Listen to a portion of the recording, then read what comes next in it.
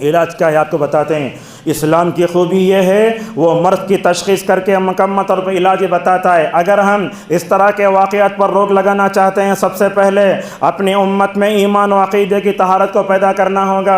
ابن عباس رضی اللہ عنہما فرماتے ہیں رسول اللہ صلی اللہ علیہ وسلم نے فرمایا، جب بندے مومن زنا کرتا ہے، شراب پیتا ہے، چوری کرتا ہے، اس کا ایمان متاثر ہوتا ہے۔ اگر کوئی مسلمان لڑکی کسی غیر مسلم کے ساتھ جا کر کھڑتی ہے، بات کرتی ہے، اس کے ہاتھ میں ہاتھ ملاتی ہے اور ناجائز تعلقات رکھتی ہے، تو اس کا ایمان کیسے متاثر نہیں ہوگا؟ لہذا جس کے دل میں ایمان و عقیدے کی طہارت ہوگی، وہ کبھی وہ عقیدے کی گندگی رکھنے والے لڑکے کے ساتھ کبھی نہیں جا سکتی۔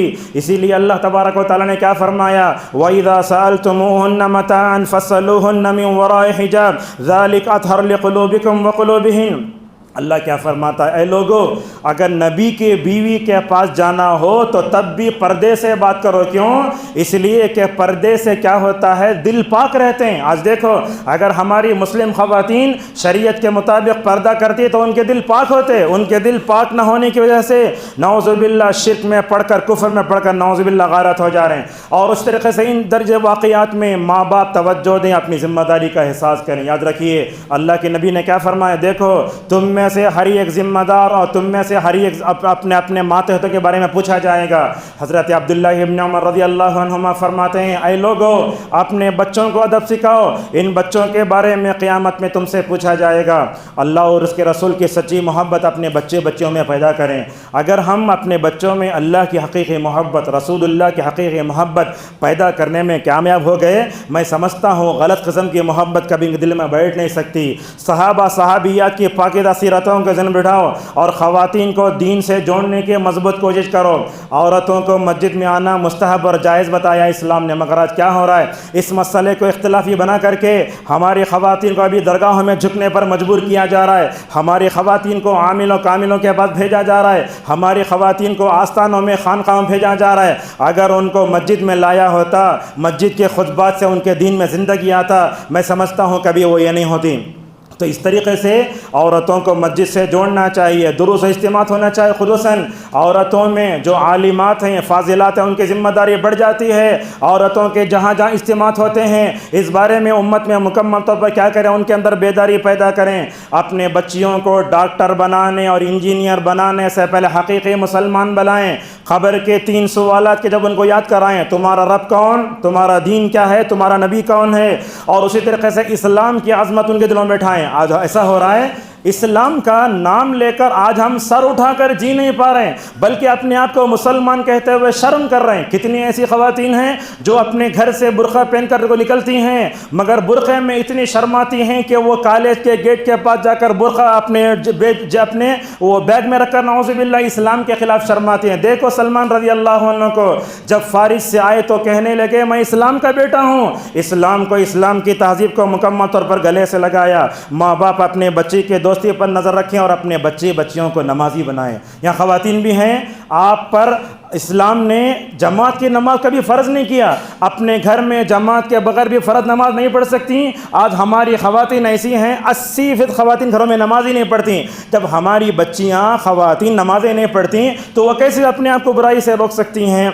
اور اسی طریقے سے ان کو نفع بخش علم دیں۔ آج کیا کر رہے ہیں ہم لوگ؟ اپنی بچیوں کو مسلمان نہیں بنائے، بڑے بڑے ڈاکٹر بنا دیے، سب بنا دیے، ہوگا کیا؟ غیر مسلموں کے ساتھ بھاگ جا رہے ہیں۔ لہٰذا دیکھو رسول اکرم صلی اللہ علیہ وسلم صبح سویرے اٹھتے تو یہ دعا پڑھتے، کیا دعا پڑھتے؟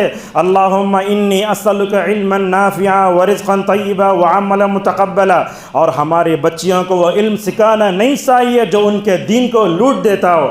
کتنی ایسی خواتین ہیں، لڑکیاں ہیں، ڈانس کلاس میں جا رہے ہیں، فلاں کلاس میں جا رہے ہیں۔ یاد رکھو یہ علم دینی دنیاوی نہیں ہوتا، علم نافع ہوتا ہے، نقصان والا ہوتا ہے۔ رسول اللہ صلی اللہ علیہ وسلم نقصان والے علم سے پناہ مانگتے تھے۔ اور اسی طریقے سے عورتوں کو مسجد سے جوڑا جائے، ان کے لیے اصلاح کی کوشش کی جائے، اور مدارس میں طلبہ و طالبات کی ذمہ داری بنتی ہے کہ اس فتنے سے دور رکھنے کے لیے کریں۔ اور ایک بات بھی ہے، ہر محلے کی مسجد علماء ذمہ داران اپنے محلے پر نظر رکھیں۔ یہ ہگڑے نگر کا ہے، ہماری خواتین کیا ہیں، کہاں کہاں پڑھتی ہیں، کس سے جاتی ہیں۔ اگر اس طرح کے واقعات دیکھتے ہیں تو مکمل طور پر نظر ہونا چاہیے، اپنی بچیوں میں حیا، غیرت اور اللہ تبارک و تعالیٰ کا ڈر پیدا کرنا چاہیے، اور نمازوں کی پابندی، اور خود نماز تہجد کی پابندی۔ جب آپ رات میں اندھیرے میں کھڑے ہو کر اللہ تبارک تبارک و تعالیٰ کے سامنے نماز پڑھتے ہیں نا، اس کا فائدہ کیا ہوتا؟ یہ اعضاء جب رات میں اللہ کے سامنے اللہ کی اطاعت میں استعمال ہوتے ہیں، دن کے اندھیرے میں ماشاءاللہ یہ اعضاء کا غلط استعمال نہیں ہوتا۔ اسی لیے تو رسول اکرم صلی اللہ علیہ وسلم نے فرمایا جب بندہ نفل نماز پڑھتا ہے تو میں اسے محبت کرنے لگتا ہوں، میں اس کا ہاتھ بنتا ہوں جس کے ذریعے وہ پکڑتا ہے، میں اس کا کان بن جس کے ذریعے وہ سنتا ہے، میں اس کا پیر بنتا ہوں جس کے ذریعے وہ چلتا ہے۔ کیا مطلب ہے؟ یہ اعضاء رات میں جب تہجد میں اللہ کے سامنے صحیح کام کرنے لگتے ہیں تو وہ کیا ہوتا ہے، دن کے اجالے میں غلط کام کی طرف نہیں اٹھتے، اور اس طریقے سے دینی تربیت کریں، دل کی اصلاح کریں، دعا کا اہتمام کریں، اور ساری مسلم تحریک و تنظیموں کو یہ کھو کر قرارداد بھی مکمل طور پر یہ کرنا چاہیے۔ اب وہ انتخابات کے تعلق سے ایک دو باتیں بیان کر کے اپنی بات کو ختم کرتے ہیں۔ 10 مئی کو صوبہ کرناٹک میں انتخابات ہونے جا رہے ہیں۔ ایسے موقع پر ہمارا سب سے پہلا پیغام یہ ہے، اسلام نے جہاں ہمیں سچا پکا مسلمان بنایا وہیں اچھا شہری بن کر بھی زندگی گزارنے کا حکم دیا ہے۔ ہم ہندوستانی ہیں، اس ملک کے امن و امان کے ماحول کو برقرار رکھنے کے لیے مکمل طور پر ووٹ دیں۔ اور تیسرا یہ ہے کہ ہمارا ملک سیکولر جمہوری ملک ہے، ووٹ ایک گواہی ہے، ووٹ ایک طاقت ہے، اس کا صحیح استعمال کریں۔ اگر آپ دیتے ہیں تو ماشاءاللہ سیکولر لوگوں کو مدد ملے گی، اگر آپ ووٹ نہیں دیں گے تو ہوگا کیا؟ اس کا نقصان یہ ہوگا کہ ہمارے حب الوطنی اور ہندوستان سے وفاداری کے بارے میں شک کیا جائے گا۔ اور اس موقع پر ہماری ذمہ داری بنتی ہے کہ ملک میں منافرت کا ماحول دن بدن بڑھتا جا رہا ہے، سوشل میڈیا اس میں بہت بڑا کردار ادا کر رہا ہے۔ اس طرح کی چیزوں میں مومن کو نہیں پڑنا چاہیے۔ برادران وطن سے اچھے تعلقات پیدا کر کے اپنے دعوتی مہم کو آگے بڑھائیں۔ تعاونوا علی البر والتقوی کے تحت ووٹ ڈالنا ہمارا ملی اور سماجی فریضہ ہے، اس کی طرف مکمل طور پر توجہ دیں۔ 18 سال سے جن کی عمریں ہیں اور جن کے پاس الیکشن آئی ڈی ہے ان کو چاہیے کہ وہ اپنی خواتین، مرد، بوڑھے جتنے بھی ہیں اپنے سارے گھر والوں کو دل کر مکمل طور پر ووٹ ڈالیں، اور ووٹ ڈالنے کے بعد مکمل طور پر اللہ تبارک و تعالیٰ سے دعا بھی کریں۔ اسی بات پر اپنی بات کو ختم کرتا ہوں۔ اللہ تبارک و تعالیٰ سے ہماری دعا ہے، اللہ تبارک و تعالیٰ امت کی جو مسلمان لڑکیاں اس وقت فتنہ ارتداد میں مبتلا ہیں، اللہ تبارک و تعالیٰ ان کو ہدایت کی دولت سے مالا مال فرمائے۔ اور دشمنان اسلام ہماری لڑکیوں کو برباد کرنے کے لیے جو بھی پیغام بنا رہے ہیں، اللہ تبارک و تعالیٰ ان تمام سازشوں کو تباہ تعالیٰ کر دے۔ اللہ تبارک و تعالیٰ ہمیں اپنے اندر ایمان اور عقیدے کی طہارت کو پیدا کرنے توفیق عطا فرمائے۔ اللہ تبارک و تعالیٰ ہماری خواتین کو ہر فتنے سے محفوظ فرمائے۔ اللہ تبارک و تعالیٰ امت کی خواتین کو صحابہ اور صحابیات کے نقش قدم پر چلتے ہوئے اپنا ایمان و عقیدے کی حفاظت توفیق عطا فرمائے۔ پروردگار قیامت کے قریب کا یہ زمانہ ہے، فتنے بہت ہیں، اللہ تبارک و تعالیٰ زندوں کے فتنے سے، مردوں کے فتنے سے ہماری